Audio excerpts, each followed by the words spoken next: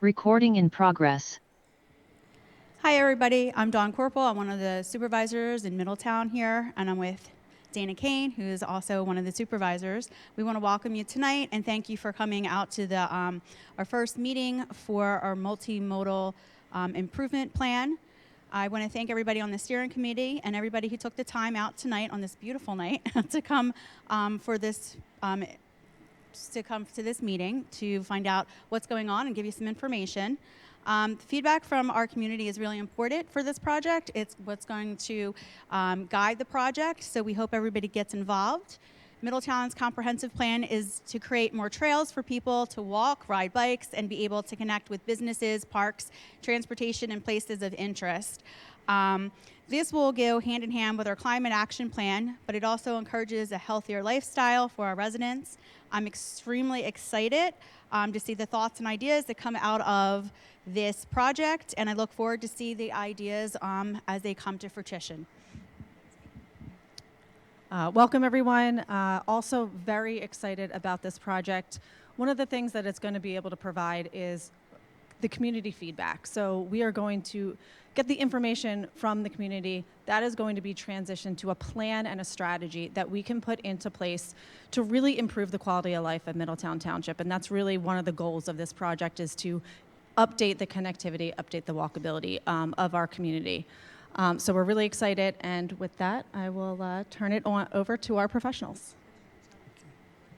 One additional thing, this meeting is being recorded, so all of the information will be available to the public, as well as all of the ways that you can incorporate your feedback. Links will be available as well.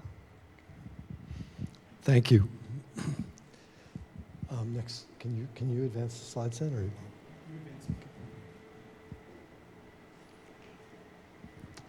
Good evening. My name is Bill Collins, principal at Simone Collins. Thank you for coming out. These meetings are really important. Just want to let you know it's not the only way that you can hear about what's going on, or you can tell us your ideas. It's a good way. We're glad you're here. This is our agenda for tonight, and we've got a great team for you to explain a little bit about the multimodal, the pedestrian, and the bike planning. And then we're going to spend time listening to your ideas. So there'll be an opportunity to talk about anything you want regarding the walkways, bike trails, and that kind of system improvements within the township. Want to recognize the steering committee, and it's made up of two pieces. One is the township staff, and one are volunteers, commission members, and residents. You'll recognize your neighbors here. Our team is three entities. We're Simone Collins, we're landscape architects, planners, and Anita Nardone is a professional engineer. We also have a professional engineering sub on our team, Dawood, and we're teamed with TMA Bucks, who you know as transportation agent for the Bucks County, and very close SEPTA partner. Just a little bit about Simone Collins. We do a lot of public work, a lot of trails planning, multimodal planning, parks, recreation, greenways, and this is the way we approach each project. We like to do these public meetings because it gives us a chance to talk one-on-one. I'm going to hand it over to my team, and they're going to tell you about the trail planning tools and ideas, and then we're going to open it up. We have a couple interactive exercises we want to do with you. Nita? Thanks, Bill.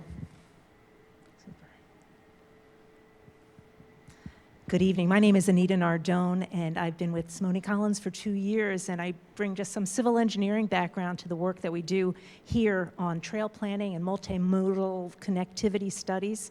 It's a fun way to try to bring the most important things that people want in their township to them. I served as the chair of my planning commission in Chester County, so it's a thrill to be part of other projects where it can make those differences. So Simone Collins, we've been in Norristown. We are right on the Schuylkill River Trail, which is really a great place to be if you're going to be talking to other people about multimodal transportation. We work really closely, as Bill said, with a lot of municipalities to try to bring these things to fruition. There is nothing more exciting for us than to finish a planning project, which we hope will be the most important planning item, not the most important, but an important part of planning your future here. But then getting you money so that you can build it. And that all starts here with a great study with lots of interaction. I will be serving as the project manager on this project. As Bill said, Dawood Engineering joins us. We will be identifying in the township, and I'm going to talk about scope in just a little bit, but we'll be identifying major locations where we are going to need engineering support, traffic engineering and roadway engineering support. Dawood Engineering is based in King of Prussia, but they authored, as you can see in the graphic, the guidance manual for ADA accessibility for the entire District 6, suburban Philadelphia. So talk about experts on ADA accessibility. They also have experience through all of the 6 PennDOT regions. So they've seen things that have worked in other municipalities across the state, and they're a great wealth of information that way. And TMA Bucks, Stephen Ashley, certainly. Transportation Demand Management, TDM, is a very newer buzzword, but truly with the goal, which is a big goal of the township, which is to reduce single occupant vehicles, right? As our supervisor said, healthful living, traffic congestion, the things that make us crazy are centered around transportation demand management and interconnected multimodal abilities. TMA Bucks certainly has the buzz on all of that in Bucks County, so we're thrilled that they're teaming with us to give us great information. Important for all of us, I think, going forward, and maybe we will in all of our 4 public meetings, you'll hear us say that. We are starting with the Township of Middletown, and the scope of this project listed here, 8 major components. Sometimes we will say to people who talk to us, like, well, it is a little bit out of the scope. So I sort of wanted to set our realistic expectations of what we were going to do in this project. And you'll see in a little bit that our schedule means we are going to wrap this project up and hand it over to the township later this fall. So there's a lot of work to do in a relatively short amount of time. The first thing is site reconnaissance, and we started that when we came for our first committee meeting. Getting the lay of the land, driving, walking, and Jeff is going to lead bike riders as well. So that's something we really like to do to really understand it, to really get to know the names of the town, the roadways in this town, as well as you folks do, and to kind of feel what they are. We are going to map that into a wonderful document that the township can use as a tool. We're going to identify the high intensity and high use areas, and also the low use areas as well. Coordinating with transit and transportation projects, as we said, TMA Bucks will help us do that. There's no sense reinventing planning that has been done in the past, right? So we're going to organize that and really see what other people have said so we don't reinvent the wheel. We want to prioritize these infrastructure improvements. If this study does its job well, it can be used to apply for grants. We want to know what that priority is. What are the things that really are going to help people? And we're looking forward to prioritizing it and setting the township up for successful grant money to keep going with those improvements. We're going to develop the costs for them over the work we've done with over 130 different kinds of interconnectivity projects. We have a great wealth of experience with costs for these improvements. So we will probably blow a lot of minds when we tell you how much all of these improvements are going to cost. But baby steps growing into bigger steps, right? Lastly, the compelling report as a component of those grant applications. And 8, more than anything that I've seen since I've been here, is how successful a project is by the actual process, by having you come and speak to us or send us emails or send us pictures. And so we're going to encourage that. And it's that kind of public participation that really shines, again, when you make application, that we had interested people who came out, good weather and bad weather. So that is our scope. And with that, I'll talk about the schedule. We're kicking off here at our first public meeting, number 1. There will be 4 public meetings, as there will be 4 committee meetings. We had a committee meeting to kick off with our wonderful steering committee about 4 weeks ago. Generally, what our cycle is that the committee will meet and we will present our progress. 2 weeks later, we'll present that again to the public as well. So we'll get the feedback from the committee, get their input, make the adjustments, present to the public. So 4 committee meetings, 4 public meetings. Interspersed in there will be what we call key person interviews. The township is going to identify 8 people or organizations that they think we should hear from, and we will interview those people and get their feedback as well. So all of that is kind of compressed from now until into late October, when we will deliver a final report with costs and a map. And Jeff will talk a little bit more and show you a little bit of what the guts of those maps will look like. But again, our intent is that this is a planning document that the township can use very realistically, over the next 10, 15 years. All right, data and inventory. Is that it, Jeff? Greetings, everyone. I'm Jeff Carreri with Simone Collins. I want to go ahead and just say I'm really passionate about these projects because I truly believe in them. I believe in just people getting out and not being dependent upon cars. So it's something I really just stand by, and really I'm encouraged to see people here for the meeting, and hopefully we'll get more people to come in, get lots more input as the project continues. So now we're going to talk about the mapping, really what's going on with the project, what we're looking at. But the first thing we got to do is talk about mapping sources and data. We don't have all the data. In fact, the data is going to grow. But what we started with, if you look under the data sources, DVRPC, they are the MPO. They're the municipal planning organization for this entire area, and they have incredible data sets. If you get the chance, go on their website, and you can see a lot of the data that we've used. They even have more explanation that we can't get into in a meeting like this, in this format. Also, PASDA, it is a website that Penn State holds, and it has all the GIS data for the entire state. We're talking terabytes upon terabytes of data that we utilize and download to make these maps. And of course, PennDOT. PennDOT is going to be a player throughout this project. We're going to talk to them. Anything that falls in their roads, it's under their jurisdiction. We'll talk a little bit more about that too. And then Bucks County. Bucks County is another one of the big players that we're using their data sets, and we need to coordinate with them. So there's a lot of players here. And of course, the neighboring townships. Even though our project is Middletown Township, it doesn't stop there.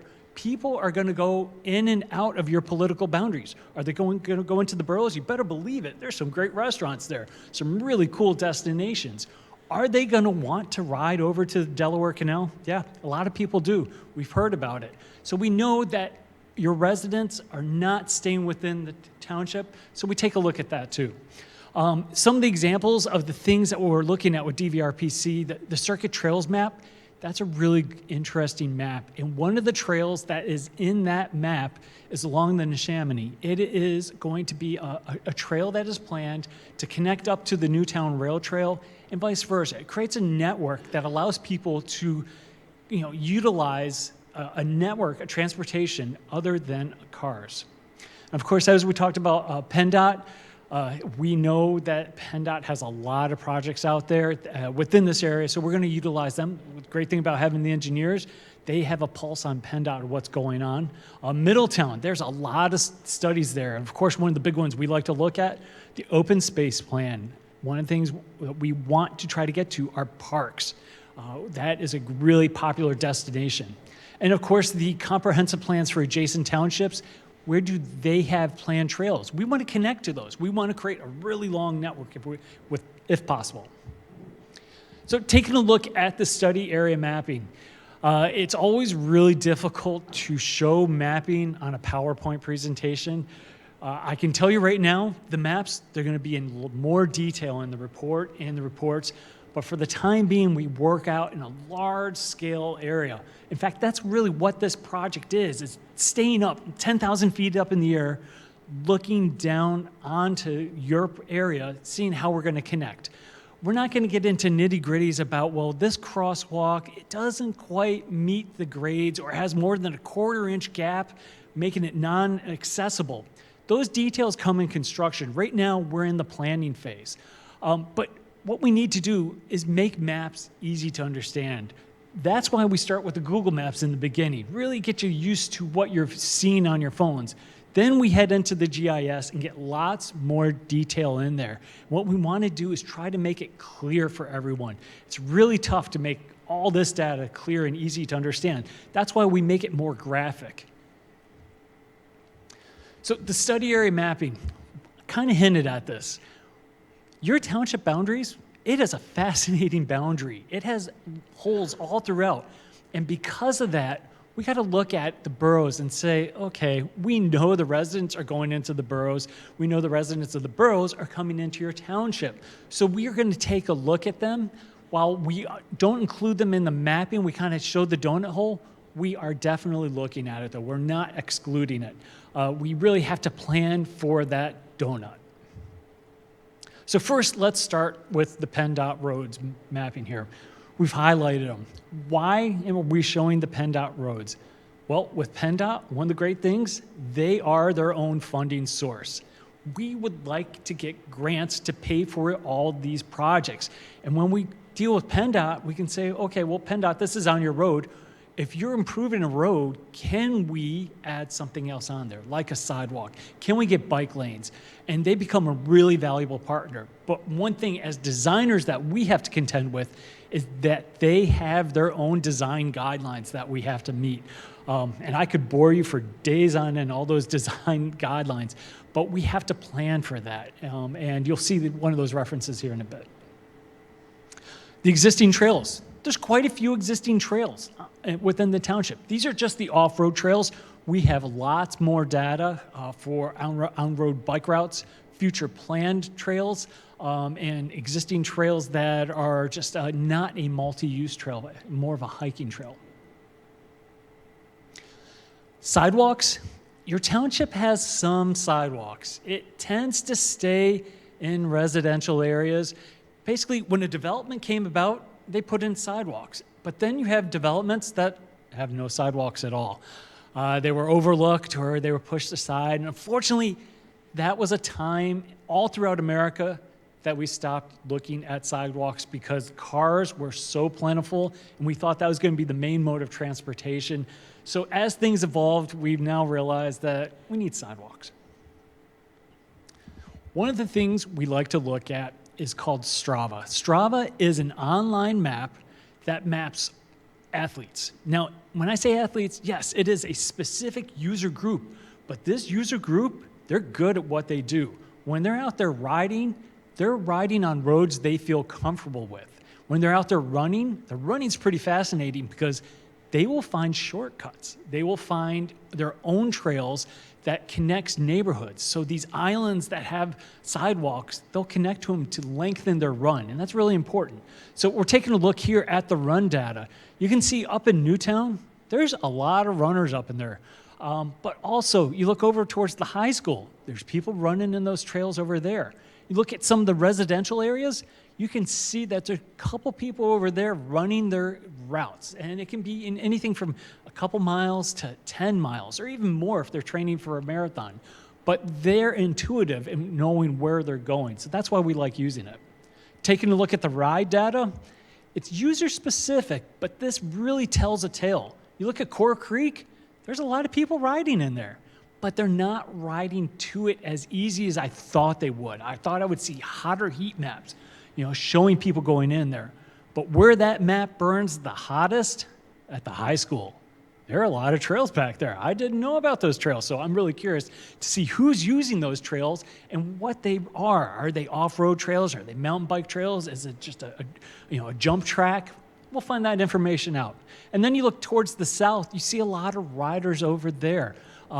Why they're down there, I don't know, but we'll further explore this. We'll meet up with other riders. We'll reach out to the other businesses around here, some of the bike stores, and see what's going on. So the story starts to get thicker with all this information. Now we start taking a look at the analysis. The Strava is an analysis per se, but now you take a look at this DVRPC data that they have out there. This is level of traffic stress. This is for riding. You take a look at the dark green, that's what most people are comfortable with. Inexperienced cyclists will like that, but you'll see that they're small little islands. Then you get a little bit further down, interested but concerned. So those riders will probably go out onto those roads, but then we get into the orange down there, enthused and confident. That's not for everyone. I personally would be okay with that, but I know my wife, she wouldn't be happy about it. So that's really my litmus test to say, well, if my wife would ride that, that means that's a great trail. And what we're trying to do is design a trail for everyone. We're talking children, we're talking less confident riders, even for the confident rider. And then, of course, we have the strong and fearless. And the way that the computers calculate this is a little bit weird because sometimes you'll see that those routes are on 295. Don't ride on 295. It's not legal, so don't go out there. But of course, you have other routes, other highways, the state routes, 413, that are stressful. I don't know if I would ride that. I mean, I could, I would, but is there really a need? Not really. So even though that is a really strong and fearless route, we could possibly do something with it. One of the examples I like to use is looking at the Empire State Trail, going all the way across New York. Fascinating trail. One of the things that they did in Syracuse is that they took the old Erie Canal, which is Erie Canal Boulevard, they took away one of the lanes and made it into a bike lane. It is incredible. Going right through the heart of Syracuse in a really dense, retail area, they went ahead and got rid of it because they felt that it was important, and it ended up being a huge success. So now taking a look at the analysis graphics, these are barriers. So when we talk barriers, we're talking things that you're not going to be able to cross. Some of the state routes, you're going to be able to cross. It's not going to be comfortable, but legally you can cross. But some of these highways, Route 1, you're not crossing them. It's not legal, nor would you want to because you're taking your life into your own hands. The 95s, obviously, not going to happen. You're not allowed to cross that. You can't do it at all. But then you have another barrier. You have a creek. So people will say, okay, where can I cross that creek? So that's where the crossings come into play. We start mapping those. How can you get under? How can you get over? Or do you want to swim across or even, maybe wade across one during a low water day? Taking a look at the residential areas, this isn't all the residential areas. These are just the big pockets to start, looking at what's going on. In this project, we've done a lot of these projects. We have this is the first one where we have lots of residential areas. This is an older suburb, so it's to be expected. So we have a lot of these great places that people are going to, but you take a look at it, the barriers are in the way. Looking at institutional areas, institutional being schools, we'll also have other data such as churches and hospitals, but we put some of the bigger schools in there, the high school, the university. These are popular destinations. Where are people going?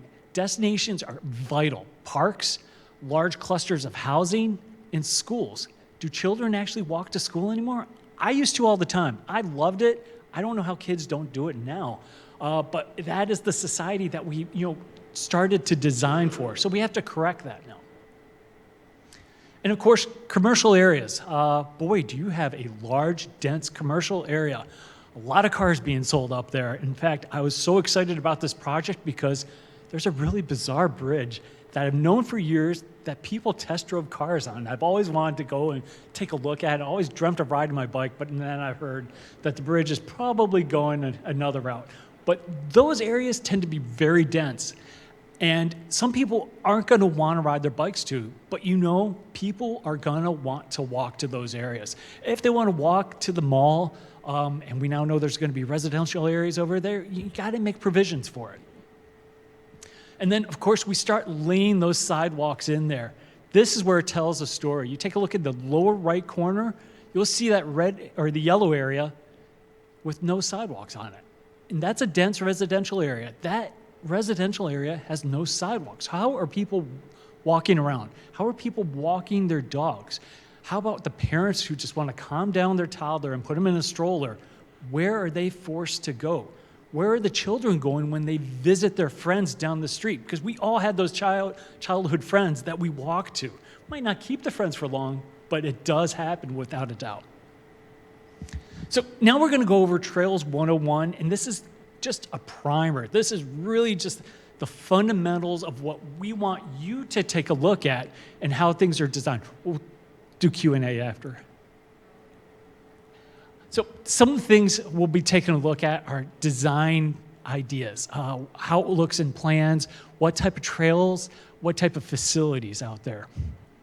But one of the things we got to take a look at are the user groups. And we break this down very simply. Pedestrians being the backbone of the user groups out there. And that middle photo is the one we like to concentrate on. Of all the people out there, we like to design for children.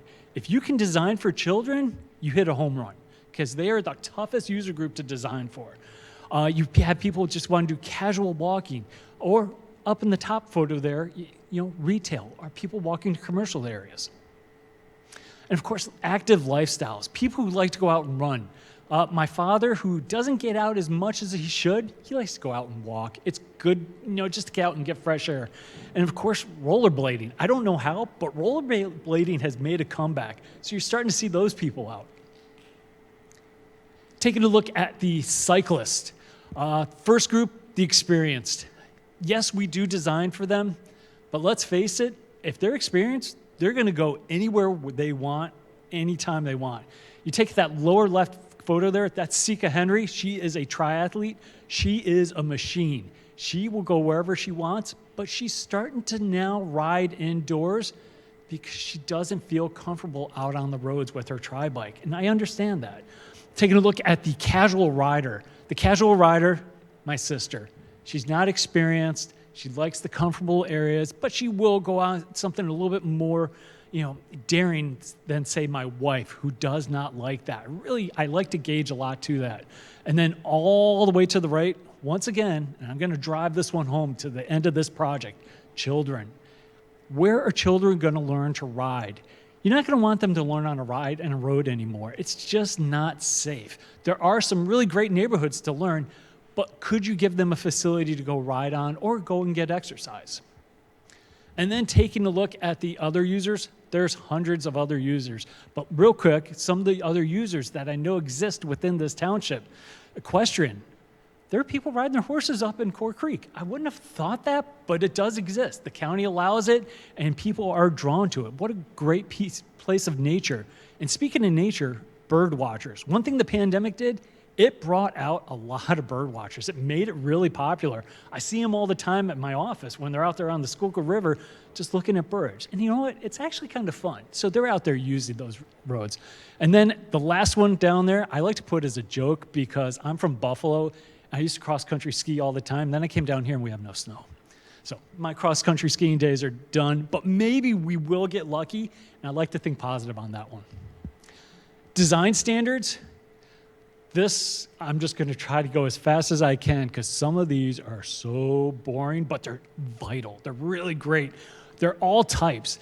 We're going to look at that center top one that's purple, designing street for kids. Once again, got to hammer that one home. That's a good one to know. And there's all types of design manuals out there.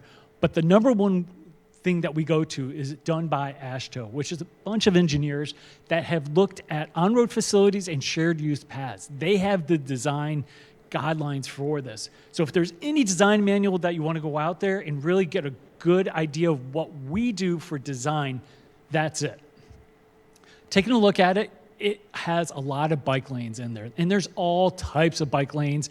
There's all types of standards to it, and it's very in-depth. Shared use paths, believe it or not, there's a lot of design with those. They have to be 10 feet. They have to have a shoulder clearance. They have to have overhead clearance. There has to be a certain crown or pitch to it so the water runs off and doesn't freeze over while you're out running and you don't want to slip. So there's a lot with that one. taking a look at one of the more fun ones, it's done by NACDO.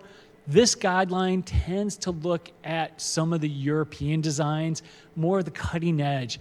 What once was not visible in the United States really now is, thanks to this group. And as you can see, they push the limits. They're out there doing new designs that have, once become, they were once avant-garde, but now really acceptable, and you see them all throughout the United States. And then we even have design manuals for signage. Believe it or not, that design manual is very specific, very in-depth, and I leave that one up to the engineers because, boy, you can spend hours in that trying to find just one little answer. And then we get into the improvement toolbox, and that is going to be done by Bryce.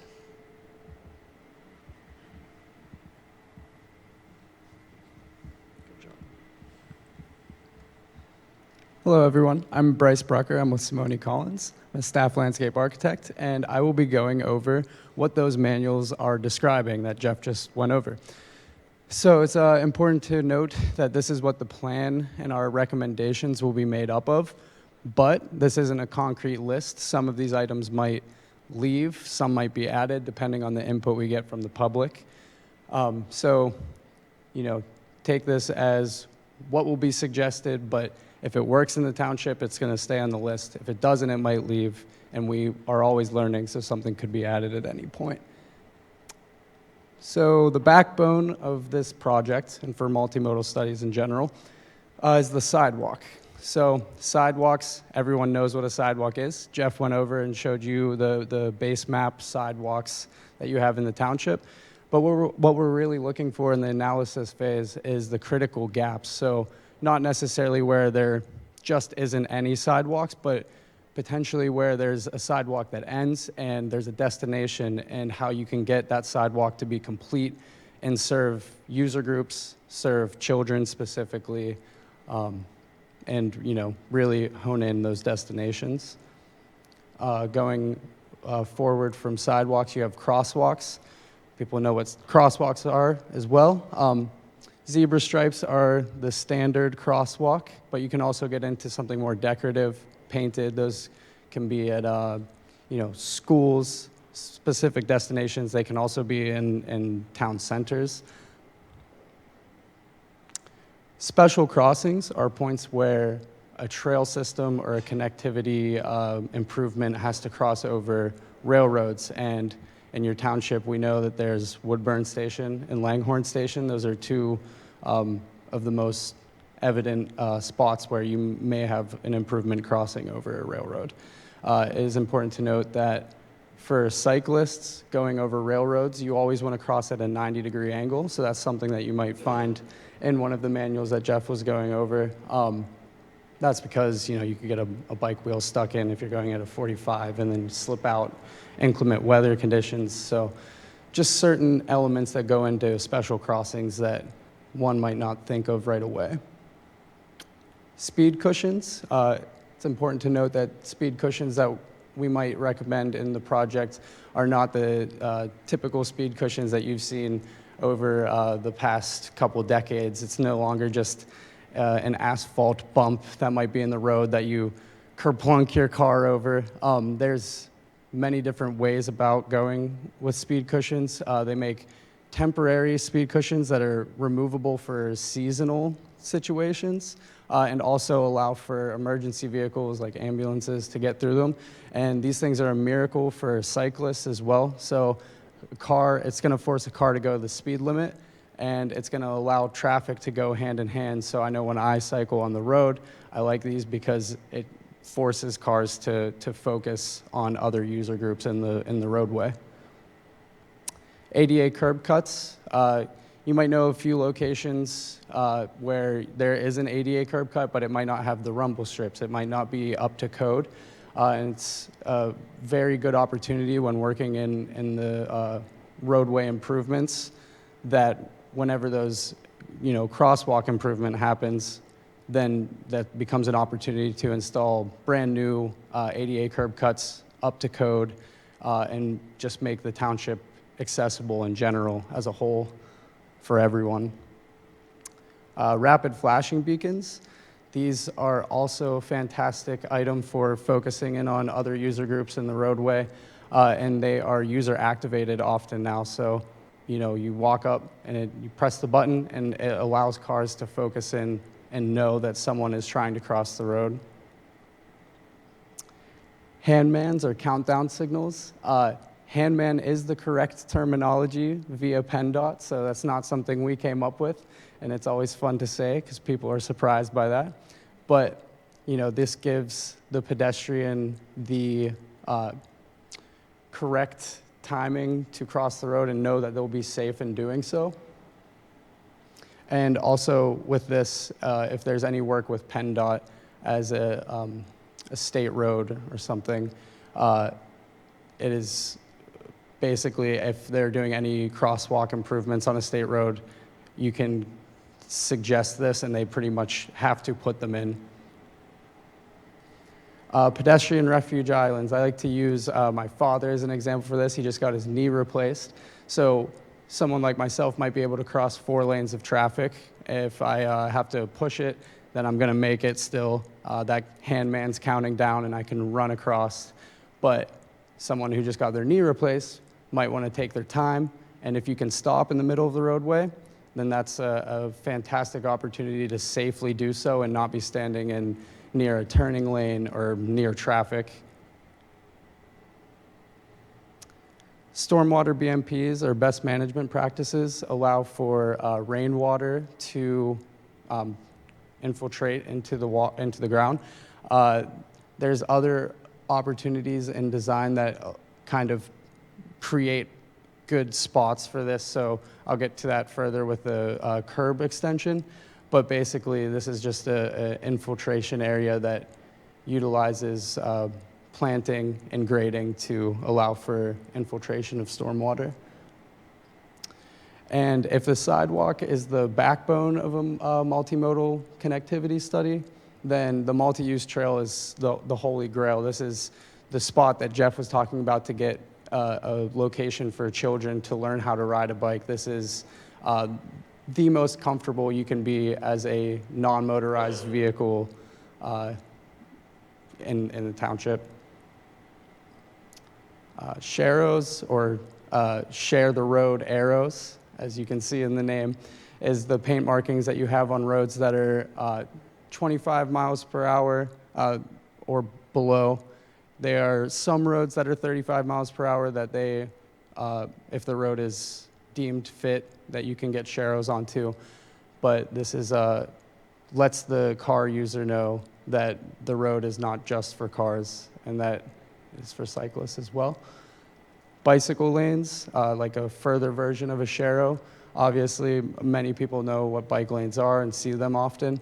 They can be protected if there's a physical barrier, or there can also be a painted buffer, as in the picture on the left. And then there's also the standard 5-foot bike lane painted that you see on the right. A bicycle box is a painted area of a bike lane that allows for a cyclist to get in front and ahead of traffic. So you may have heard that some traffic lights turn green and ahead of cars for bicyclists in some other European countries. This is like a version of that doesn't include the signalization. It's basically just painted into the road, and it just tells bicyclists that whenever the light turns green, that they go before the car. Going back to the stormwater BMPs, or best management practices, this is a bump out curb extension. So you like to make the vulnerable user groups visible here, so children can step out without stepping out into the roadway and look left and right, and the cars will also see them doing that. And that visibility creates a safer environment. But going back to the BMP from before, it also creates a space where you could utilize the extra space gained to do some type of streetscape planting or infiltration basin. And with that, we'll move into the public participation portion, and I'll hand it back off to Bill Collins. Thanks, Bryce.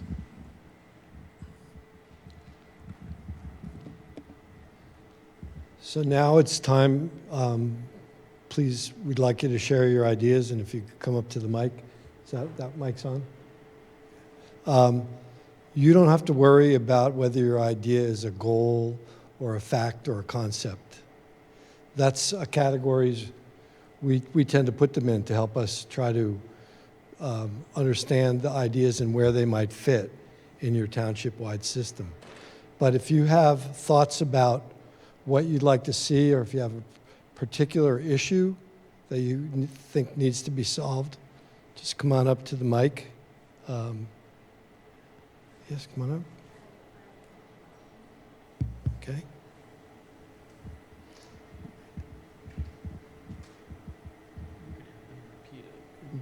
They can stay in their seats, you just have to repeat it. So Jeff had talked about doing the data and doing mapping. So my first question has to do with historical mapping. So for instance, there was a lot of renovation work, I don't know what else to call it, I guess redesign work done on 413 between about Winchester and Maple Avenue. And, you know, so I guess the question would be, you know, was some of the historical work that's been done to different roadways incorporated into any of that investigation in terms of, you know, understanding the roads and how they're used and how they've potentially changed over time? Okay. I think I understand. I'm just going to repeat it back. And so on 413, the segment between Maple Road and Winchester, and you're interested in that to know if any of the work that's been done there has, if we've looked at it, or if it has been part of the historic mapping that's been created?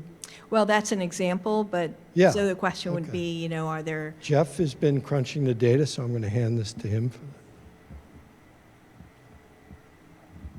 Historical uses, unfortunately, are in the past. While we do like it and it's fun to learn, it doesn't benefit too much in projects like this. What we have to do is take a look at what is there today. What do people need? And that's what we're trying to do, is address those needs within the project. So hopefully that answers your question. But one thing we want to do, just to let you know, is we're trying to focus on the goals, facts, and concepts right now. And then we're going to step into a discussion afterwards about if you have questions like that. So let's try to make this into a concept. Could there be a historical trail? Would you like something like that? If there's something in the past Well, that I we guess- could adapt into it. with regard to concept, I guess the question, the concept there would be, you know, if we're doing work on something, is there a public understanding of what the purpose of the work that's being done is, and how does that relate to the use of, you know, that that area? So for instance, when that work was being done, my expectation was they were widening the road, and I have the impression they widened the road, but I was expecting there to be shoulders and or sidewalks and or bike lanes or something, and it didn't go that way. And so I don't want to see that happen again. And, you know, where there have been constructions, you know, road improvements that have been done in the past, I don't Okay, want so to maybe- repeat what I consider to be what I would describe as mistakes in the past. Okay, so those mistakes, let's try to keep it into the goals, facts. So maybe your goal is to get sidewalks where you thought were in that project, correct? Or wider Well, that shoulders? might be a goal, a sidewalk, or, you know, or a bike lane or something. And that But- would be a so, 'cause great the other concept. question I have has to do with pedestrian bridges. So, for example, this is kind of in the border between, so up by the George School, in the border between Langhorne and Newtown, there is a bridge that's a pedestrian bridge over what we call the bypass. 532, 332, the I bypass. know what you're talking about. And, so, and also, I'm not sure if you were referring to when you were referring to the, I'm sorry, Yes. down the car, the auto, the auto dealers, thank you. And you were referring to a bridge. So there is a roadway bridge over Route 1 in between Reedman's and what used to be their drive area, and some of the use of that land appears to be changing. Nonetheless, I mean, that's a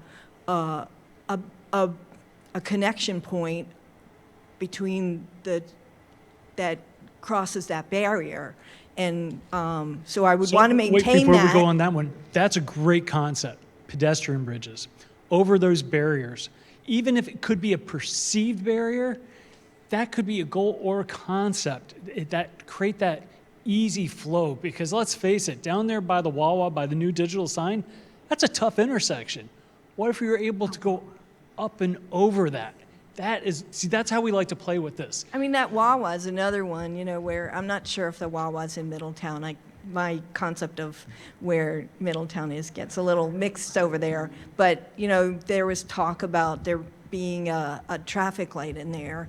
And, I mean, that's a driving nightmare. Bridges are one idea. And the other one is maybe some omissions in the past in whatever the program for the roadway was. Didn't have the things that you thought should be in that, right?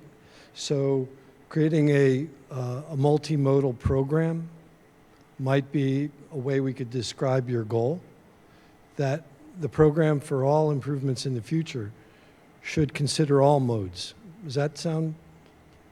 Yeah, that Yeah, sounds good. okay, so- That sounds like what you already said. It's what the law says, but sometimes it doesn't happen that way.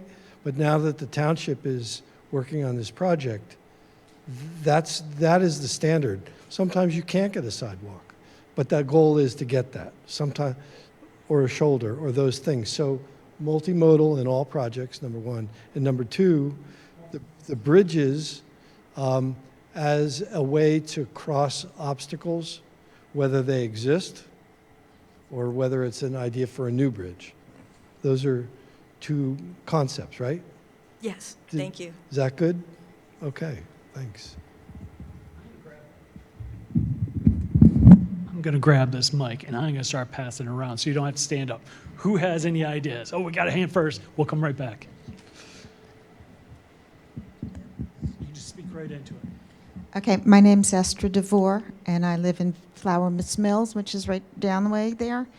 And we're a bunch of walkers, but we can't walk into Langhorne Borough because there's no sidewalks. We can't walk to the train station because there's no sidewalks. We can't ride our bikes to Core Creek Park because we have to go under one of the train bridge trestles either way we go. And so we're kind of stuck. And that's what we would like to see taken care of. Flowers Mills, Villages of Flowers Mills. It's when you walk out the building and go to the right. We come out onto Wood Lane.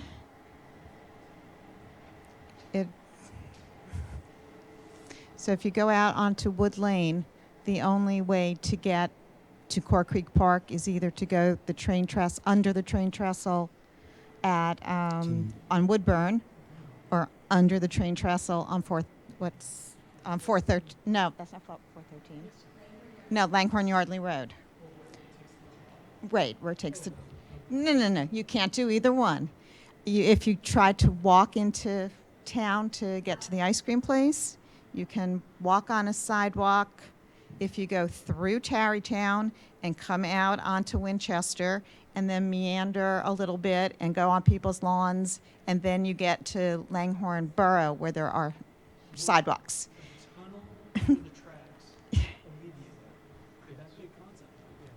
An additional tunnel under the tracks. a pedestrian or bicycle tunnel. Yes. Take your ideas and think about it. Yes. And that technology, it's improving. Okay. So that's a good one. And you can make those a little. So I to want get to to ask the- you a question Yes, so we can okay. try to distill it, right? Okay. You have sidewalks in your We have. neighborhood, Yes. but getting outside your neighborhood is Right. kind of impossible. Right. We can Okay. walk, 3 miles, all around 4 miles, I guess. So- Inside the neighborhood. So But would be connecting the existing sidewalk systems to other destinations or other sidewalks? Do you think that would be a good way to describe it? that would be wonderful. Okay. We'd definitely like to be able to get to the Woodburn train station, which my understanding when the development was built, that was written in that there would be a way to get there, but there isn't. Okay. Uh, Are there other neighborhoods like yours in similar situations? Sure. There are, right? Okay. Yeah, I mean, I'm trying to think. Those are our. We'll come back. Okay. You can have the mic as much as you want. I'll just try to keep these out. She had her hand up, and then we'll come back. Thanks. Honestly, it's really exciting to see this, having lived in an extremely pedestrian and bike-friendly community for 2 years out west. It just was like such a lifestyle to live and just really enjoy. So I'm really excited to see that the township is exploring these opportunities. What town did you live I lived in Fort Collins, Colorado. I mean, it just like really, anyway, it was great. But so I think one of the so I would love to see more bike lanes. I think one of the challenges being back east is that engineering in terms of roadways are very narrow. So I don't know what type of capacity there is to expand a lot of the very narrow roads, which would be a very direct route to a lot of places within the township.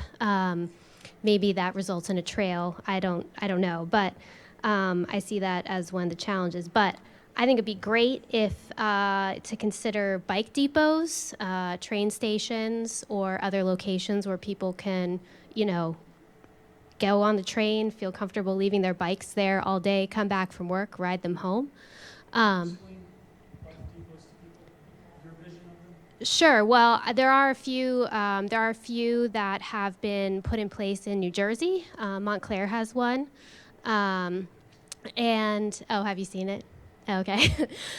So basically, it's just a structure where there are bike racks inside. People can just put their bikes up for the day. It's covered, secure from the weather. Lock it up. Feel like they can return home and take their bikes and ride on. So I think that would be awesome. Considering maybe bike shares, if you can place those strategically, you might have, like 20 bikes available at Core Creek. People can pick them up, ride them throughout the township, and maybe there's multiple locations so they can hop off, return the bike. Bike racks, just in general, they're like, I've never really seen any, so that's a huge deterrent in riding your bike.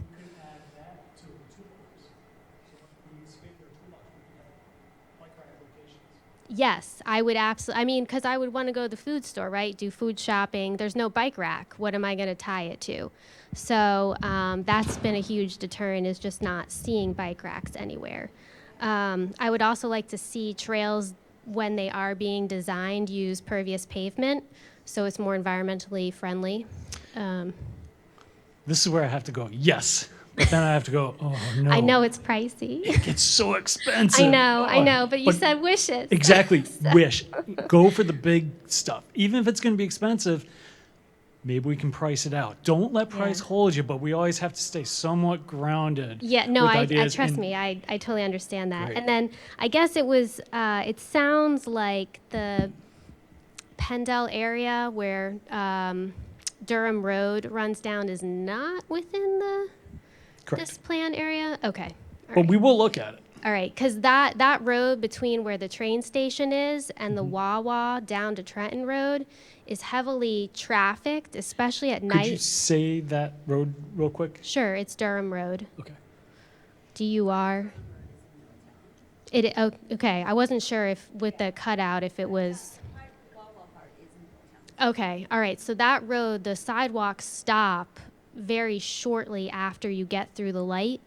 But there are people that walk that road at night. It's dark, you can't see them, and there's hardly a shoulder. People drive way too fast They need on a it. space.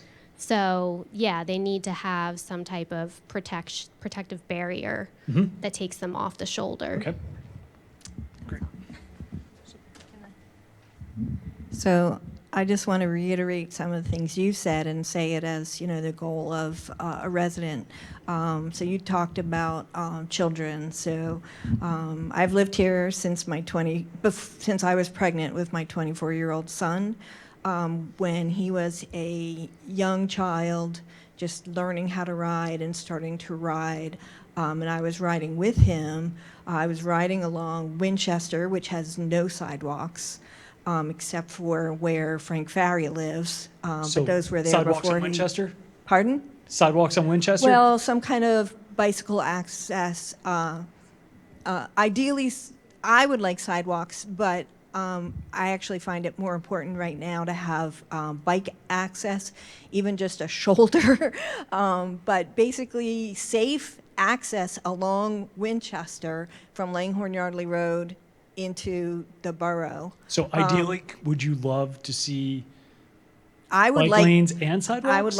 I think that it should have bike lane and sidewalks on Winchester. on Winchester, I'm but just saying for their sake, just so it yeah. gets in. So I grew up right in an down. area where my house, the house I grew up in, had sidewalks, and we were responsible for maintaining sidewalks. And it's my opinion that that's why my neighborhood, which is along Winchester in that area, does not have sidewalks. I don't think it has to do with what you were talking about, where people were, very car oriented. I think it has to do with homeowners not wanting to maintain sidewalks, and I think that's a concern. It's a concern from many points of view. One point of view is that, people might not be willing to pay for sidewalks if they have to maintain the sidewalks. And then on the other side of that is if you're walking along a sidewalk and it's not maintained, that's dangerous. So what would the concept be? Would you want the So the concept is trying to find a way to balance the concerns of homeowners regarding having to maintain sidewalks versus having a walkable community, and what compromise we can, what kind of goal we can come up with. I don't know. So kind of, let's think about sidewalks are expensive. They need maintenance. Maybe not put them on both sides of the road. Maybe use them on one side of the road. So you're not, intruding on everyone in the neighborhood, but yet allowing them to have access. Yeah. Okay. And then bicycles. So as my son got older, not only was he riding in that area, but he developed as you said, the experience and I guess, what did you call that? The fear factor Yeah, that works. of riding around. And one of the places where I was most concerned was him riding from on 413 from Maple Avenue to where Highland Avenue is in the Manor, and that stretch is very dangerous for bicycles because of the way it's designed. It doesn't have bicycle access, and So what would you like to see? What would be so there's a lot of traffic, and there's there's a lot of things going on there because you have the library there, you have a hill, you have a really weird intersection So that the has library is a flashing light. destination? Oh, So the you- library is definitely a destination, not Could necessarily we- for my son, but Maybe get a trail to the library. a trail. Could we have a trail, a multi-use trail, a side path? Would that be a great concept? So, And I'm not so trying when to force I it go down. to the library, I take 413 to get there. So you drive? Because, well, I drive, I Yeah. ride my bicycle, I walk, Mhm. because I just deal with the fear, because I really want to do it, but I don't do it often because of the fear. Okay. But I guess the concept is to be able to travel to, to these different places. So, basically to be able to go from anywhere, well, to go, like you said, to not just to the schools, but hospitals, to the grocery store, How about to the this? library. Would you consider it a fact that riding to the library is not comfortable?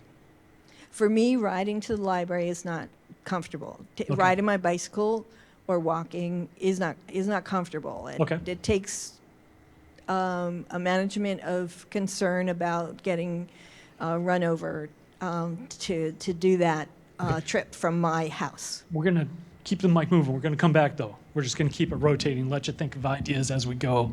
Give it to this gentleman. Oh, keep it away. Hi, hi, Steve. I'm David DeVore. I'm a member of the Township's Human Relations Commission. Part of our mission is to make sure that we look out for discrimination against the disabled. In your presentation, other than the sidewalk access, there's no mention of wheelchair access. Oh, let me stop you right there. Okay. We don't design with that, not like, how should I state this? We always design with the disabled because we have to. The American Disabilities Act is a fact. It is a law. We have to design for it. So the disabled wheelchairs, we design for it. But we don't stop with wheelchairs. Hearing impaired, visually impaired, all these things. The detectable warning surface, that has to go in. We design for it. So we can't go into the nitty gritty. When I talked about design details, those are design details. But those details, if you want to get it built, you have to do it. It's just a fact. That's just a way of life. And that's how we work now. So it works very well. That's outstanding to hear. I'd like to see it in print on all your presentations. Okay. And then if I could just a couple more. Yeah, I just wanted to say Go ahead. you're absolutely right. So is he. The law is for the ADA. If you're in a national park, it's ABA. But those are the standards. Jeff showed some of them that we have to use to design to. So we're in the planning stage now. We're not ignoring them. When we do the sidewalks, when we do the curb cuts, when we do the crosswalks, they all have to meet the standards. So That's and great. you know, we just had another similar question online. I think that's what I wanted to do, a segue. We can come back to you. James is a member of the Human Relations Commission, so yes. So I'll read James's comment. So he just asked that when you're discussing user groups, to remember the disabled user groups, wheelchair users, those who are deaf, visually impaired, etc. Remembering curb cutouts do make the township accessible. By the way, we just got a second grant today for ADA curb ramps, another $200,000 from county community development block grant funds. Back to James. ADA trails, sidewalks, etc. I'm happy to see you're focused on children. The disability community covers all age groups. So maybe they're using bicycles, right? Not just wheelchairs. And he is also asking that the mapping account for the disability community ability to use sidewalks and trails. Thanks. Sounds similar. Yeah, well, James and I work together, so yes. of Good, course. good. Okay, I'm So glad, what glad else? he's on the line. So just one very key suggestion I have as a former executive in industry is that you start with your mission, not strategies and not tasks. And your mission should be to build an accessible, united community. So that sounds. All of the that, all of the that bicycle language sounds paths and great. We're walking going to paths get and it everything should be verbatim. built into that. We'll see you. Could you repeat that just nice Sure. and slow? That way, Bill- you might get Bill- notes taken on that. Build an accessible, united community. Great. As you showed, we are split by big highways, right? In order to be united, we need to be able to bridge those very dangerous dividers. Nobody can walk or bike across. The second thing I would say is when you show the map, it's very obvious that we are divided not only by the highways, but also by Langhorne, Borough, Pendle, and Humeville, right? I mean, it's like a big swath that separates the two sides of the township. As a good friend of mine used to say, you need to get the bandits on the train. You need to, because otherwise they'll blow it up. The bandits on the train are the leaders of those townships. We can't build a plan for Middletown Township that does not include the cooperation, and I mean both in terms of support and financial support for going forward with this plan. One of the key words you did say, though, is built. Right now, we have the ability to plan for those facilities. And we discussed that early on, that we see those donut holes, we want those filled. So we're going to go ahead and plan for them. In the next phase of this project, you are correct. They're going to have to be brought in because we know there are some really good destinations within those boroughs. So yeah, we are heading that direction.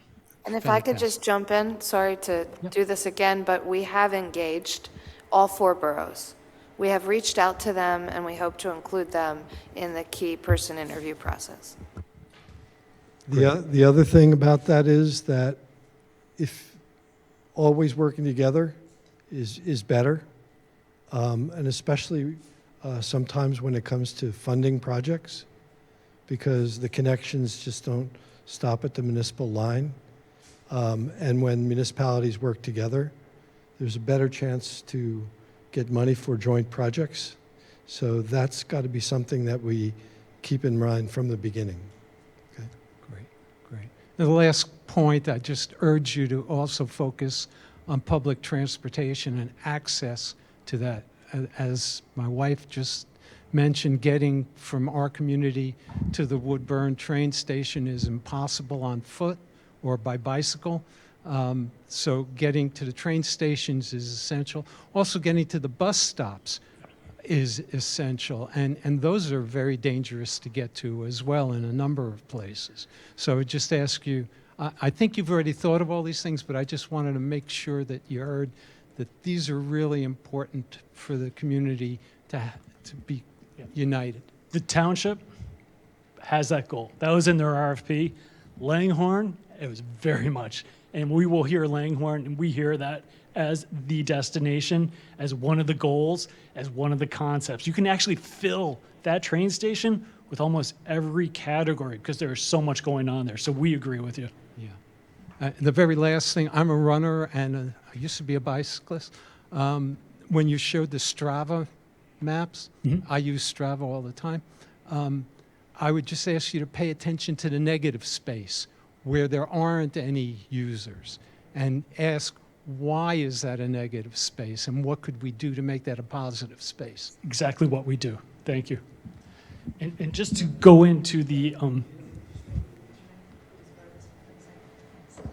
David, I just wanted to thank you for making yourself known. And as part of the steering committee, David provided a lot of great comments to our public opinion survey, which went live at 2. So I hope you'll review that. We took those comments very seriously, especially regarding the disability, people with disabilities and using wheelchairs. So I think you'll see that is always on our minds, but we know that that's like Jeff said, future design. But such a great point to make sure other people see it as they're looking at the survey as well. So I just wanted to thank you for the input. Yeah, we'll just go back to a couple images here. Let's talk about ADA rules. Do you see the continental striped sidewalk there? That's because of ADA. Do you see the change in the curb with the curb cut there? How it has now evolved? That's ADA. Do you see the clearance of the signs? That's ADA. Every one of these images has an ADA guideline in there. Do you know why that paint is green with white? Because that is visually what ADA has acknowledged to be the most identifiable for people who have bad eyes like myself. Design guidelines go forever. When you look at that bike sign is actually so many feet long. Why? Because of ADA. There's so much that goes into it. ADA guidelines go forever. And every single one of these images, I can show you those design guidelines.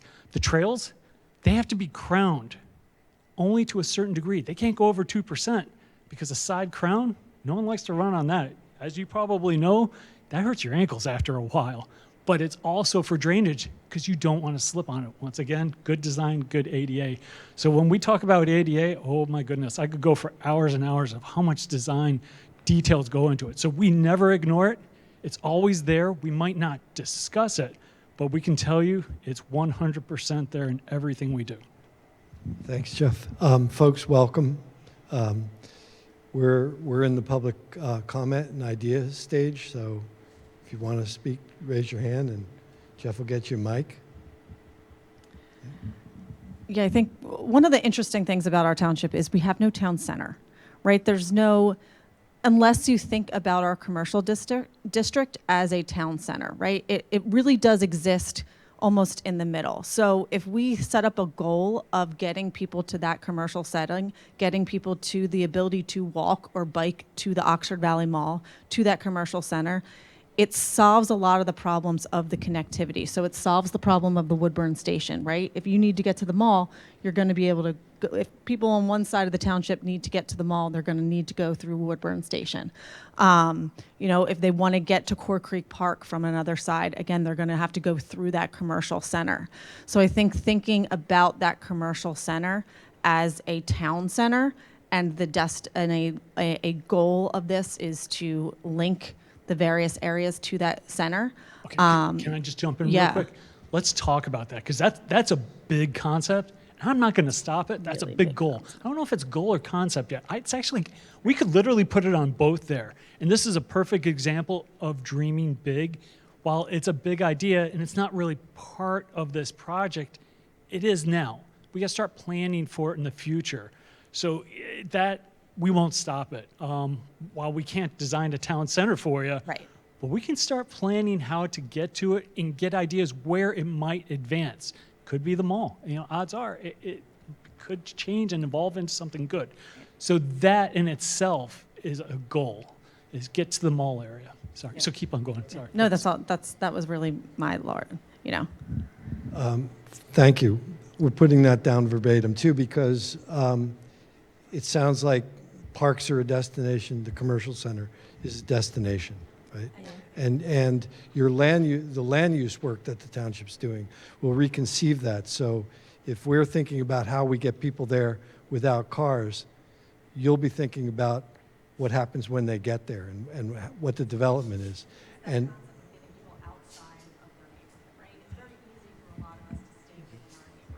sorry, you have to say it again. It's that concept of getting outside of our neighborhood. A lot of our residents, we stay within our neighborhood. We can walk our neighborhood easily. Mm-hmm. We know the roads.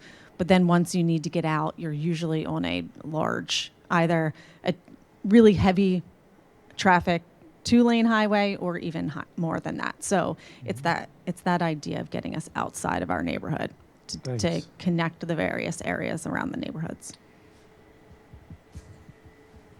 I think it's interesting that to you, the town center is at the mall, because to me, the town center is at Maple Avenue and Pine in the borough, which is not part of Middletown. And, that comes back to your point about, connecting with these other...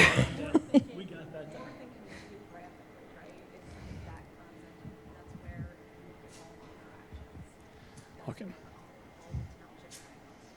So we have one of my favorite users, and I don't want to put her on the spot, but is this your daughter? Do you like to ride bikes? Do you run yet? You're not a runner? I was never a runner. You're a runner? Oh, oh, that changes everything. You're my type of people. You run and you do like to ride bikes. Are there areas within the township you like to go to? And I won't make you talk into the mic. I'll repeat it for you.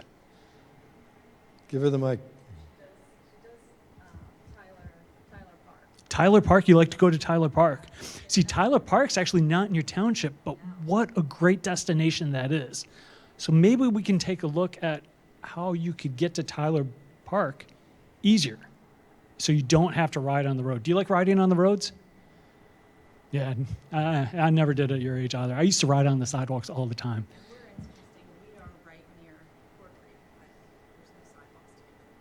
No sidewalks to get to Core Creek.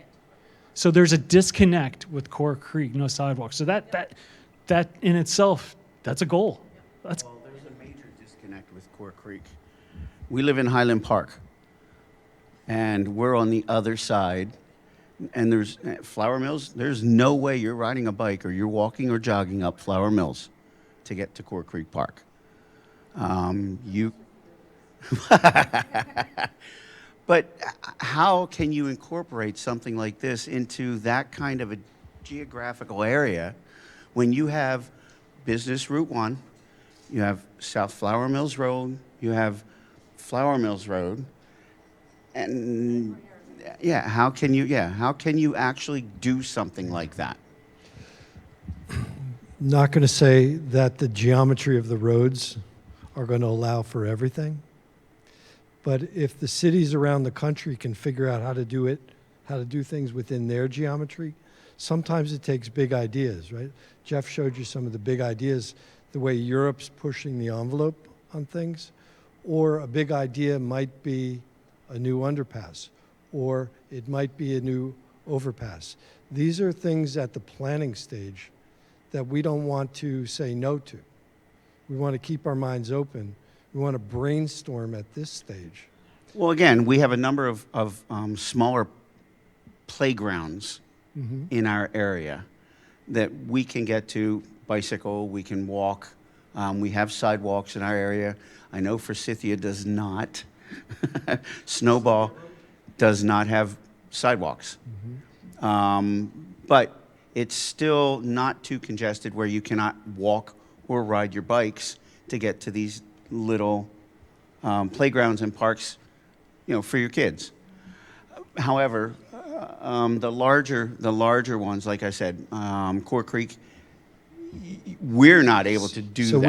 we heard I mean, that- we can, but We I heard don't know that if from I some of want your to. neighbors where they can travel by foot or bike inside the neighborhoods, but getting from the neighborhood to a destination or another neighborhood is not possible right now. So the main thing that this study is going to do is, number one, identify those missing links, Okay. the gaps, right? Come up with our best ideas about how to solve them, and then put them in a queue of when they might be solved and where we might get the money to solve them, okay? And how we can do it. And how we can do Obviously. it, right. Thank you.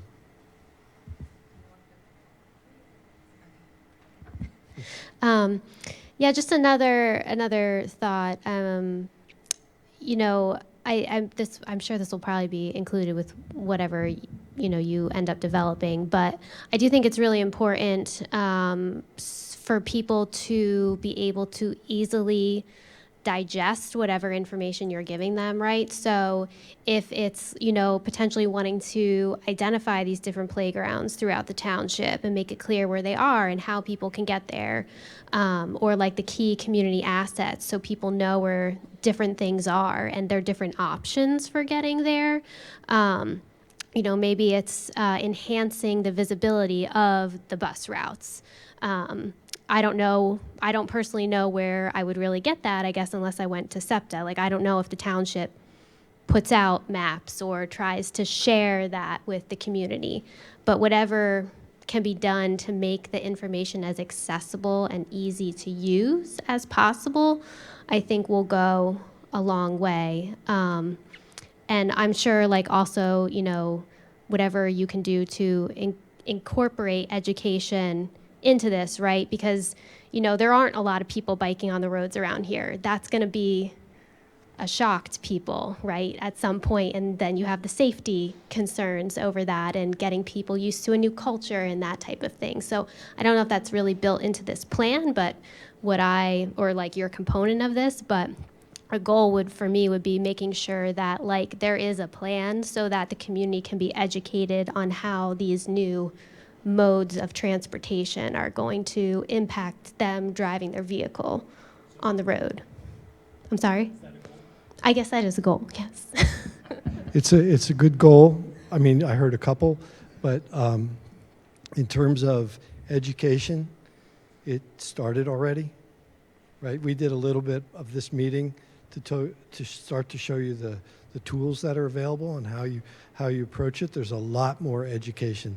Of course, but right, sometimes you're preaching to the choir, right? The people who are Right. who are What- really invested. I'm hearing you, and what I want to say is that Jeff in particular is our graphics guy. So if you think visually, in the plan, there's going to be plenty to read, but we spend a lot of time on the graphics because a lot of people relate to graphics better, right? Yes, I agree. And then the other goal I heard was integrating with transit, whether it's bus or train.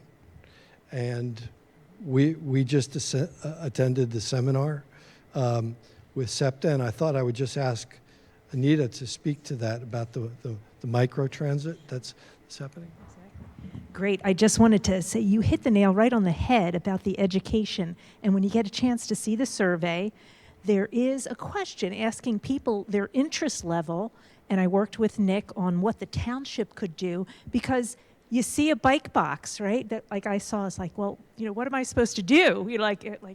What does the motorist need to do? What is the, right? They all need education. So you'll see in the survey, we're making that known. Education as a pedestrian, education as a motorist, education as a bicyclist. So they were great points. And just one other thing, I'm not sure if you've ever been over to the Lawrence Hopewell Trail in Hopewell, Pennington, that area, New Jersey, but they do have great maps of where you are in relation to the rest of that particular trail. So I think the extent that you could include planning to have that type of signage installed would go a long way. Right. We put that under concepts. Wayfinding and signage is an important concept. Sure. I just want to touch on that a tad, just because signage and wayfinding going hand in hand with improvements that, might be physical in nature, like a rapid flashing beacon or speed cushions, work in a sense that not only do you educate, but while it's physically happening, while a motorist is driving and they see the sign and they also have some type of physical improvement to the cartway, then it starts to ring true because they're experiencing it as they're seeing that wayfinding. So I just wanted to put that. Yeah, I will bring that up. One of the things when I spoke about the scope of this project, certainly multimodal, we all understand what that is.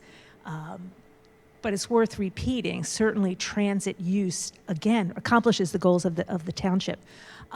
We attended a seminar given by TMA Bucks on SEPTA's new initiative as part of their overhaul of their transit routes, their bus routes, their regional rail. They are looking to roll out a micro transit initiative. Micro transit is an app-based where you are literally calling for a ride, but it's public transportation. So you will be sharing a ride, and you will be in a van of, say, 15 people that will have defined limits, 2 zones in Middletown Township that they're going to roll out soon. And it was great because Harley Cooper of SEPTA wants to be around as part of this study so she can start to introduce those concepts of how that would work in Middletown. And of course, having a place for someone to step off when they're a transit user, they get off the transit or the regional rail and they become a pedestrian, right? So those are so interrelated. So the key is that SEPTA hasn't completed the full design of what micro transit is going to look like. Again, app-based, defined area, where exactly they will pick you up. It's going to be someplace close to your home, whether it's a sidewalk or not. Is it a cross street? All of that still has to be determined, but it is a great option for the planning part of SEPTA, because we all know how expensive it is to run certain bus routes. And if the buses are empty, then that's an expensive waste of money. The microtransit is a way they feel that they can improve the service to people, get them where they want to go, right? And not invest in heavy, long routes with empty buses. So like you're going to Uber. hear more about that. So like Uber. Exactly. Yes. We'll come right back to you. Okay, that's fine. So I wanted to back up a little bit to your point before about whether or not something's possible. So when Jeff was talking, you talked about your different kinds of pedestrians. You have your different kinds of cyclists. You have the fearless ones who will go on the road. And you know, I just want to clarify. You know, I've walked from Woodburn Station to down Wood Lane to North Flowers Mill, the intersection of North Flowers Mill and Langhorne Yardley Road. But it wasn't pretty, it wasn't fun, it was scary, but it's possible. And So you know, and that's so keeping with we the want connection to Langhorne, correct? That's the goal. We want to so connect. so my concern is there's possible and then there's probable. So I did that once, and now I use my car because unless I have to do that for a reason, you know, my car doesn't work or I don't, you know, have availability to a car, I will take the car rather than walking, although I would much rather have the option to walk and, you know, have that route among other routes. Could the concept be walk more, ride less, drive less? Yes. That's a Walk good one. more, drive less. Definitely good concept. Like Okay. that one. I totally agree with that. But you know, so I want to be careful about this concept of what's possible, and turn that and say, you know, yeah. So I mean, anything's possible, but we want to talk about what's probable and what is possible for most people and probable for most people to do. So the because concept could be keep things practical, something that you want easily implemented, maybe. so no, because the Just trying to concept keep this narrowed down to the goals fact concept, so we can keep Yeah. that list moving forward. right. So the concern so what I want to And we do have a So gentleman the concept, I guess, and it would be helpful if I could see your slide on that, but I just don't see that, is to have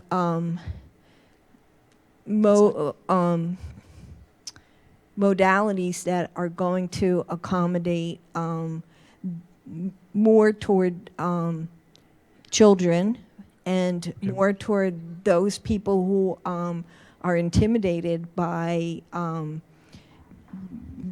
large traffic areas or areas that are overgrown and you know, where there's no place to walk.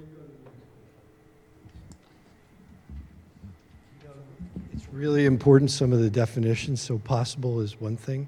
What I'd like to suggest is that there's a difference between what's possible and what's feasible technically, right? So you could walk there, but we couldn't design something for you to walk there, maybe depending on how much right-of-way it is, how many lanes there are. So there's things that we can say we want as goals. And then we're going to be, in the planning stage, we're going to be looking at what might be feasible.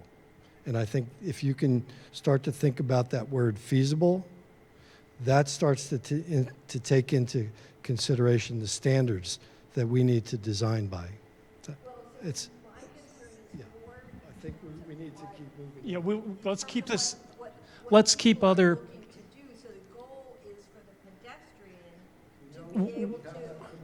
We'll need to keep this. We'll come back. let us come back real quick, because he's been waiting. Let's give him a chance here. All you. You put that last slide back up. That's it. So, under goals, bottom one, connect to the river, and then under concepts, we've got riverfront development. So, connect to the river. What does that mean? These are just ideas that we threw out. So, okay, I might have been, I was late, Yeah, you so were- I might have missed that when you talked about it. Okay, These are got just it. to spark ideas in And then people's concept. mind. So riverfront development, I'm still kind of, well, it is happening, actually. So, all right, and connect to the river. I mean, we really, When we do this, we're using the idea of using this tool with generics. These are generic, right? It's just so people can understand what they can respond to. Those are the ideas for this meeting. Go right ahead, jump in. So I'm going to springboard off of that idea of connecting to the river. So we have the canal, which is close enough, but you have to access it from Middletown by car because there's too much traffic. We all know that. If you take all the small neighborhoods of Levittown, you can get from each neighborhood to the other one with putting your life in your hands of crossing a major road, 413, Trenton Road, US 1. So you're kind of boxed in.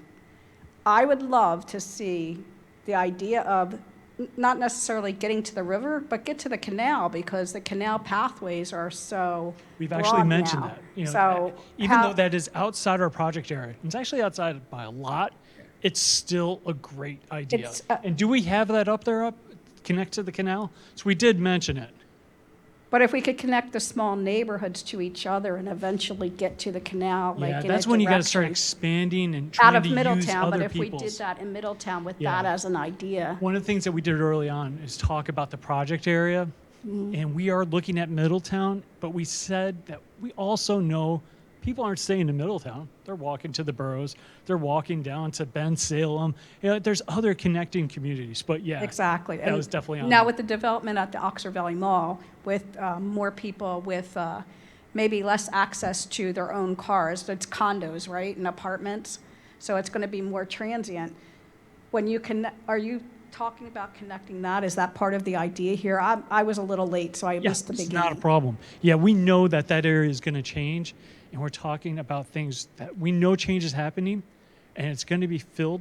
So why don't we start planning now and try to connect to that area? It's not going to be easy. In fact, it's going to be very But is difficult. that the main focus of It's- connection? Not a main focus. It's just one part of this project. Because that's a major development but the in funny thing the is area. Yardley has a lot of, Yardley has a lot of bike trails through a lot of their communities that they've recently put in. So we could technically connect to those as well to Say- get to some of those. So let's hold on that one. Yardley, you like that. You like that design, you like that connectivity. So much like we were mimicking other towns, let's look at Yardley as a concept. So we'll put that down. We You know, can look at Bristol too, because Bristol's done a wonderful job of connecting the waterfront and through the community over to the canal. which part of those items do you like the most? I like that you can ride without being hit by a car. Which- I ride my bike all the time, and that's what my goal of being here. Okay, let's dwell on that for I actually everyone got out right my now. pajamas to come here. Let's talk about our favorite things. Do we like multi-use trails the most? Yes. Could we have a concept to get a multi-use trail within your township? And do you know where you want one? Is there a spot that you would like to have a multi-use trail? That is the hard part. Yeah. Like, how do you even, you're so boxed in this area by major highways, or at least very busy roads. So how do you, What she was talking about where she said connect the community. I would rather connect the communities than, trying to put in one big trail that's going to go wherever. I'd rather have a lot of small, I'd rather, take, because you had a great image of a map where you talked about, where you showed all the communities that have sidewalks, but they were all disconnected from each other, like she was saying. And I'd like to see them all connected. So an example within Middletown is at Maple Point, connected to, through, I forget the name of that neighborhood, over to where the barn is, the community park, And there is a riding trail. It's not a multi-use trail, but it's good for walking, it's good for bicycling, that's heavily used Okay, so by let's LAA. rewind real quick. Let's not think that we discredited a multi-trail is not going to connect them. You want that multi-trail to connect the communities. Every part of the community. It would be great. It's going to be near impossible to do every community, but why not use that as a goal? We're one community, we're Middletown. Exactly.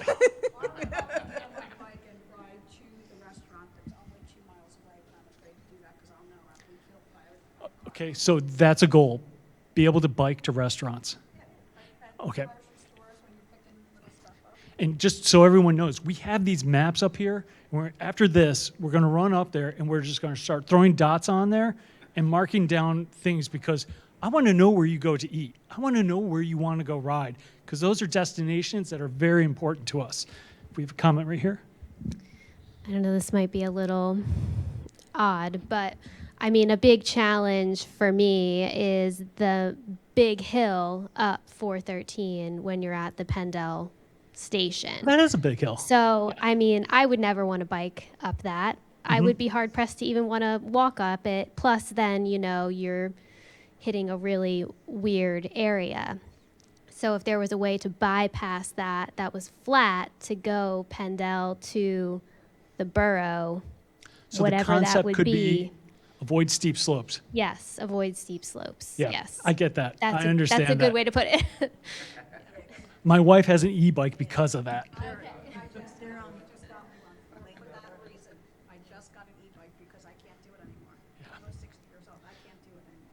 So this is great. We're going to do more interaction, but we want to tell you about some of the other ways that people can participate. So we're going to move on, and then Jeff's going to work with you showing locations on the boards, okay? There's going to be more opportunity to talk. Okay, great. Thanks.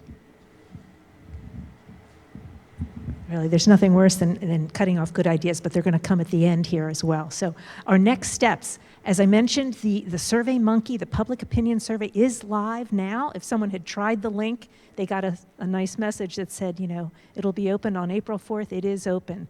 So that is open, as is the Wikimap, which is the digital way of just doing the same thing that we're going to do tonight on these boards, drawing where you'd like to go, putting a dot on where the challenging parts are, the places that scare you.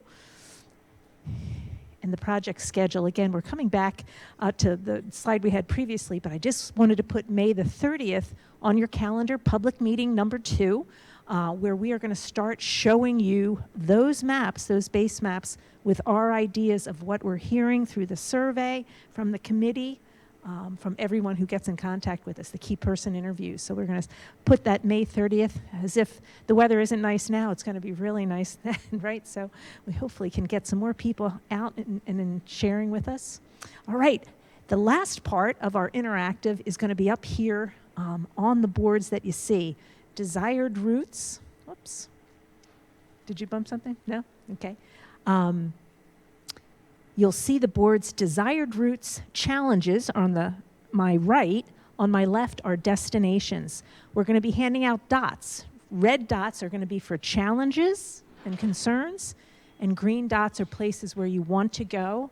And we're going to have markers so you can actually draw the routes of where you'd like. And you've mentioned some of them tonight. So we'd love to have you actually get aggressive and use the big, dark. They're actually scented markers. That's going to encourage a lot of interactive. What's that? All right, whatever. So anyway, we encourage you to just don't be shy. You know, we'll give you, 6 button, dots. If you need more, please add them. But otherwise, we're thrilled that you came out tonight and got us started on a great route, pardon the pun, to a wonderful product by the end of October. So thank you so much for coming. Please stay, gather around the maps, point. If you're shy about the markers, we'll add them for you. But I think that will wrap it up. Thank you. Here's examples of the inputs of just drawing, getting through the boroughs, to the boroughs, important schools, parks, businesses, of course, along the way, where you have concerns. So that's the activity that we'll be doing now. Again, our thanks, and we really look forward to seeing you in May. And just keep the comments coming. This presentation will be supplied to the township, and we're hoping that will go up on the website as well as notes. So there'll be always ways that you guys can contact us. We'll leave cards back out here also by the table. Thanks for coming out tonight. This is great. Please come up and use the maps.